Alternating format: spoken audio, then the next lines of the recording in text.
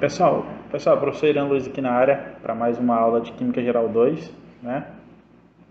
Na aula de hoje, eu vou resolver com vocês aqui, gente, dois exercícios sobre utilizando a equação do gás ideal, né? Eu falei que o gás ideal é um gás hipotético, né? É, na qual o comportamento do gás ele está limitado, né, a certas condições, né, que é a questão de baixa pressão, né? Então por isso que a gente viu na aula passada que ela é uma lei limite, que ela só é válida sobre certos limites. Então a equação do gás ideal nada mais é do que um modelo matemático, né, para prever o comportamento do gás. E ela foi formulada de acordo com aquelas leis que nós vimos na aula anterior, né? Lei de Boyle, lei de Charles, hipótese de Avogadro. Então, o modelo matemático do gás ideal ele foi criado juntando aquelas leis históricas dos gases que vimos na aula anterior, tá? E aí a aula de hoje é simples, esse vídeo de hoje é bem simples, é só uma aplicação matemática da lei do gás ideal, para aprendermos aí a trabalhar com a questão das unidades, que eu tinha comentado na aula passada, né? Então vamos aqui para o primeiro exemplo. O primeiro exemplo fala assim, ó, o hexafluoreto de enxofre, o SF6, aí aqui na questão tem um desenhozinho, né? O enxofre aqui no meio e os flus coordenados a esse enxofre, né? A estrutura octaédrica. Fala que o hexafluoreto de enxofre é um gás incolor, né? E não possui odor. E devido à sua reatividade muito fraca, ele é utilizado como isolante em equipamentos eletrônicos. Ou seja, a questão aqui, esse primeiro exemplo aqui forneceu umas informações, né? E ele pede para calcularmos a pressão, né, em atm, então temos que ter cuidado, ele pede para calcular a pressão em atm exercida por 1,82 mol do gás, né, em um recipiente de aço de volume igual a 5,43 litros a 69,5 graus Celsius, tá? Então, ele pede para calcular a pressão, sendo que forneceu o número de mol, forneceu o volume e forneceu também a temperatura, tá? Primeira coisa, para calcularmos o número de mol, né, para calcularmos a pressão, obviamente, nós precisamos, primeira coisa, fazer um arranjo na equação do gás ideal. Então, a equação do gás ideal, vocês todos vão lembrar que ela é o quê? Ela é PV, né? PV, ou seja, pressão vezes volume, igual a N, que é o número de mol, vezes R, que é a constante dos gases, vezes T. Né? Então, essa aqui é a equação do gás ideal. PV igual a nRT, ou seja, uma equação que trata todas as quatro variáveis que havíamos estudado anteriormente, né? Que tinha as três variáveis, que é pressão, temperatura e volume, que é as variáveis de estado. E por último eu fiz a inclusão do número de mol, com a hipótese de Avogadro, então virou quatro variáveis. Então a equação do gás ideal, ela consegue relacionar essas quatro variáveis dentro de uma única equação, obviamente, tá? Então PV igual a nRT. Então já que sabemos cada item aqui da nossa equação, vamos fazer um arranjo matemático para colocar em evidência aquela propriedade que eu quero calcular. Então, por exemplo, vai ter problema que pede para calcular o volume, então você vai deixar o volume isolado. Problemas que pede para calcular o número de mol, você deixa o N isolado. Tem problemas que pode pedir para você calcular a temperatura, você deixa a temperatura isolada. Esse problema ele pede para calcular a pressão. Então, o que eu vou fazer? Eu vou isolar a pressão, que é a propriedade que eu estou querendo calcular. Então, se tem P vezes V, eu quero deixar o P sozinho, né? P vai ser igual a... Eu vou repetir o segundo membro, né? Que é N, né? NRT. Repetir aqui o segundo membro. O volume que estava multiplicando P vai passar para cá, ó, vai passar para o outro membro dividindo, né? Ele estava multiplicando P de um lado, passa para o outro membro dividindo. Então agora eu já isolei as minhas variáveis. Eu isolei a minha variável que eu estou calculando, né? P igual a nRT dividido por V. Beleza. Então, agora vamos fazer o quê? Vamos inserir, né? Agora que eu já fiz o arranjo matemático da minha equação, vamos inserir os valores aqui na nossa equação. Né? Então vamos inserir os valores aqui agora para calcular o valor de P. Né? Então vamos lá. Primeira coisa, gente, deixa só eu apagar aqui.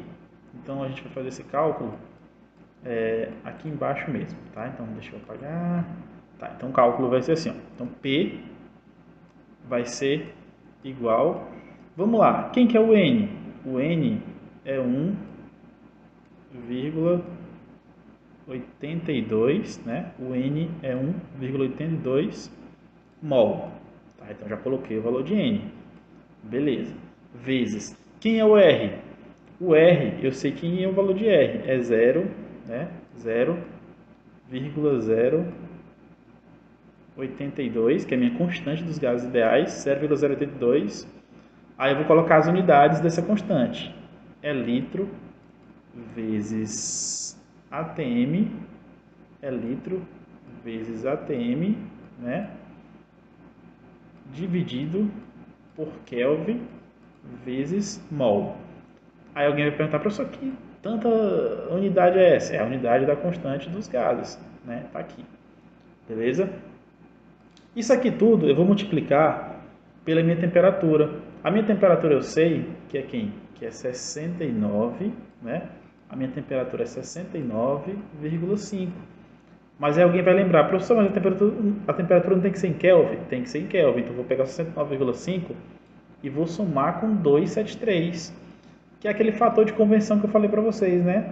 Toda vez que eu quiser transformar a temperatura de graus Celsius para Kelvin, basta somar o valor da temperatura em graus Celsius com 273.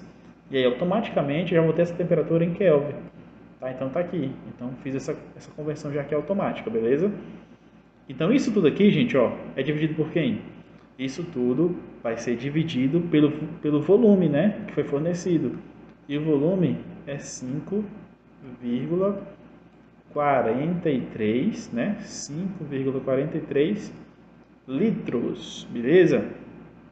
Então agora, o que eu vou fazer? Antes de fazer a análise numérica, né, da minha questão, eu vou fazer uma análise dimensional. Né? Então eu vou analisar as unidades, né, para me ver se no final vai sobrar aquilo que eu realmente estou esperando.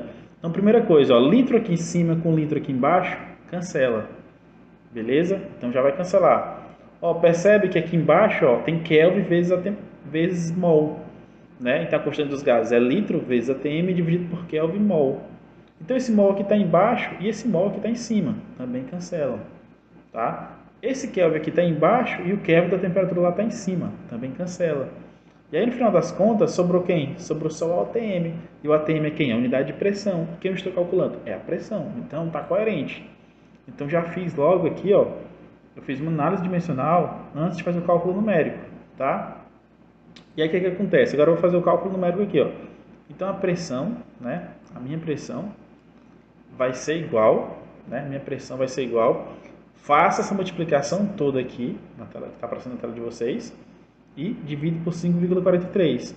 E aí no final eu vou obter 9,42, né? 9,42 ATM, né? ATM. Então o que é isso daqui? Isso aqui é a minha resposta que eu estou procurando.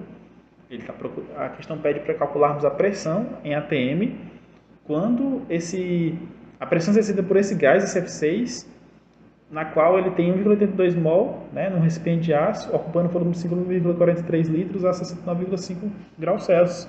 Então esse gás, ele exerce essa pressão de 9,42 atmosferas. Tá? Então é um exercício bem simples, né, de aplicação mesmo da equação do gás ideal, né, bem tranquilo, nada de tão difícil, de tão complexo. Tá?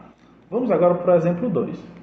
O exemplo 2 fala assim, ó, o carbonato de cálcio, que é o CaCO3 sólido, né, ele decompõe-se com aquecimento para produzir o óxido de cálcio sólido e gás carbônico, que é o CO2. Aí a questão fala assim, ó, uma amostra de carbonato de cálcio é decomposta em dióxido de carbono, uma amostra de carbonato de cálcio é decomposta e o dióxido de carbono é coletado em um frasco de 250 ml. Depois de a decomposição se completar, o gás tem pressão de 1,3 atm, a temperatura de 31 graus Celsius. E ele pergunta para a gente qual que é a quantidade de matéria de gás produzida. Então essa questão aqui, gente, é muito interessante. Porque eu tenho o carbonato de cálcio, aí eu vou aquecer, né? Ele vai se decompor, formando uma parte sólida e formando um gás. E aí nós iremos analisar apenas o gás, pois nós estamos estudando aqui o estado gasoso, né? E aí esse gás, depois que ele foi decomposto, né, o carbonato de cálcio foi decomposto e gerou esse gás carbônico foi capturado, né, e foi coletado em um recipiente de 250 ml. E depois que acabou essa decomposição, verificou-se que esse gás ele apresentou uma pressão de 1 atm, né? Foi medido a pressão lá do gás, ele verificou-se que ele tinha uma pressão de 1 atm. E também o recipiente, ou o meio na qual foi feita a experiência, mediu sua temperatura, 31 graus. Então, eu tenho o volume que esse gás vai ocupar, eu fiz a medida da pressão, eu tenho a temperatura do meio, e aí ele pede para calcular a quantidade de matéria, ou seja, o número de mol de gás carbônico produzido nessa decomposição. Então, essa questão aqui é muito interessante, né? Então, eu vou usar a equação do gás ideal para prever, para estimar essa quantidade de matéria de gás carbônico que foi gerado, tá? Então, vamos usar a nossa famosa equação do gás ideal, beleza? Essa questão aqui eu vou fazer um pouco diferente, tá? Eu vou logo anotar os dados para depois executarmos as operações matemáticas. Então, vamos lá. Ó. Primeira coisa, a minha pressão, né? Vamos anotar os dados aqui. A minha pressão é 1,3 atmosferas, ou ATM, né? Então tá aqui, primeiro dado já foi fornecido da própria questão, né? Segunda coisa, o volume, né? O volume para mim também foi fornecido, que foi 250, né? 250 ml, né? 250 ml, tá? Agora aqui, gente, já é a primeira informação importante. Vocês vão lembrar que a constante dos gases, o volume lá é fornecido em litro, né? Então, se nós colocarmos aqui o nosso volume em ml, a gente vai ter problema, não vai ter coerência com as unidades. Então, é interessante transformarmos esse volume aqui para litros, beleza? Então, aí é muito simples, né? 250 ml para litros, basta dividirmos por 1000, né? E aí o valor vai ser quem? Vai ser 0, né? 0,250, né? 0,250 litros. Então já tenho meu volume na unidadezinha certinha, tá? Outra informação importante, a minha temperatura, ela foi fornecida em graus Celsius, né? 31 graus. Então já vou transformar para Kelvin. Então o que eu faço? Eu pego o 31, né? E vou somá-lo com 273, né? Essa soma aqui é muito simples, ela é 31 com 273 vai ser igual a 304 kelvins, né? Então, a temperatura está aqui, ó, 304 kelvins. Pronto, né? O R eu já sei, né? 0,082, né? Litro vezes ATM dividido por Kelvin dividido por mol, né? Então, tranquilo, nosso valor de R. E agora vamos usar a equação do gás ideal, né? Tá aqui, ó. PV, né? PV igual a N vezes R, né? Vezes T. E aqui é o seguinte, ó, eu quero calcular o valor de N, né? Número de mol, que é a quantidade de matéria. Então, vou ter que isolar. Então, o que eu faço? O R e o T, que estão multiplicando o N, vão passar para o outro lado dividindo. Então, vai ser isso aqui, ó. PV dividido por RT. Isso tudo aqui é igual a N, que é o que eu estou procurando. Portanto, N, que é o que eu estou procurando, vai ser igual... Quem que é a pressão?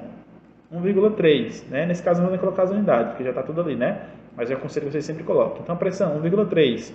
Volume, 0,250, né? Tá aqui, né? Peguei, né? Dividido por R, que é 0,082, né? Vezes T, que é 304, tá? Então, mais uma vez, para otimizar o tempo, eu não coloquei as unidades, mas eu aconselho todos vocês sempre colocar as unidades e vão cortando para ver se a unidade que sobra faz sentido com a propriedade que você está calculando, com a grandeza que você está calculando, beleza? Então, eu não fiz aqui para otimizar o tempo, certo? Então, quando você faz essa multiplicação e essa divisão aqui, né? Faz a multiplicação em cima, multiplicação embaixo, depois divide tudo, nós iremos encontrar o valor de 0,013. O que, professor? 0,013 mol, né? Mol de CO2, beleza? Então, vou colocar até aqui em cima, que eu acho que a minha câmera aí deve estar atrapalhando. Então, N, né? A resposta final vai ser 0,013, né? 0,013 mol, né?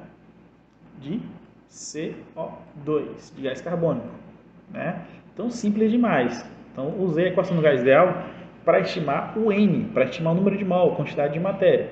Beleza, gente? Então, estou encerrando aqui a nossa aula com esses dois exemplos aí bem básicos de aplicação da equação do gás ideal, né? E até a próxima, gente. Valeu!